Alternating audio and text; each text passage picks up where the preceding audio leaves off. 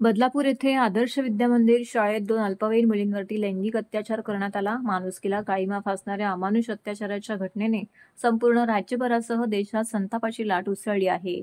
या घटनेने समाजातील विविध घटकांमध्ये तीव्र प्रतिक्रिया उमटल्या असून लोक मोठ्या संख्येने आपला आक्रोश व्यक्त करत आहेत.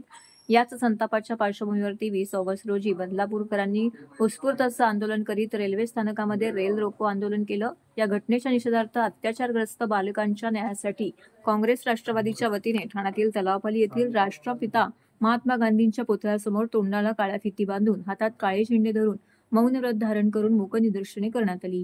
या निदर्शनात काँग्रेसचे महाराष्ट्र प्रदेश अध्यक्ष नाना पटोले, राष्ट्रवादी काँग्रेसचे नेते आमदार डॉ. जितेंद्र आव्हाड, धर्मराज्य पक्षाचे अध्यक्ष राजन राजे, प्रदेश काँग्रेस उपाध्यक्ष नसीम खान, ठाणे काँग्रेसचे अध्यक्ष विक्रांत चव्हाण, काँग्रेस प्रदेश सचिव मनोज शिंदे यांसह काँग्रेसचे विविध पदाधिकारी, महाविकास आघाडीचे पदाधिकारी यामध्ये मोठ्या संख्येने सहभागी झाले होते.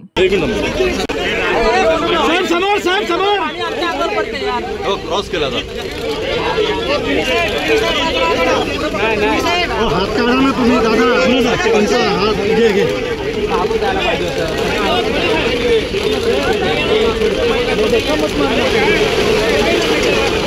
राजू, हे लोक काय लाईन लावून उभे असतात. आमची पोरगी आमच्या हातात सोडा हो. ते काय त्यांच्याबद्दल काय न बोललेलं बरं आहे. जे करायला पाहिजे ते करा ना. सत्ता आहे ना हातात. त्या शितोळेला सस्पेंड का नाही केलं? एसीपीला सस्पेंड का नाही केलं? एसीपीला सस्पेंड का नाही केलं?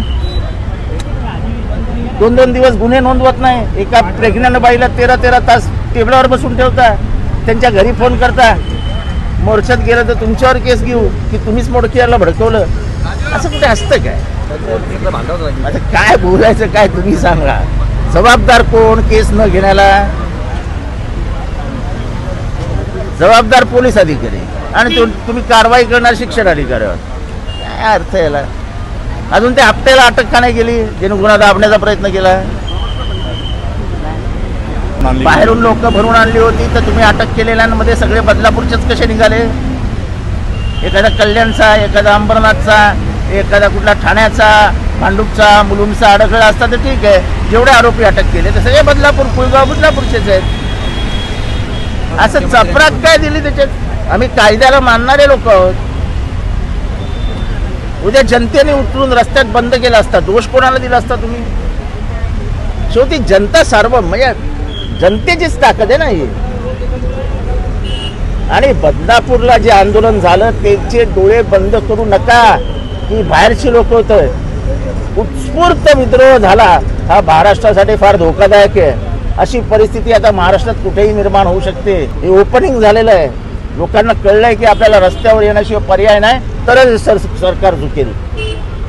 असंवेदनशील सरकार अशी आता या सरकारची ओळख झालेली आहे.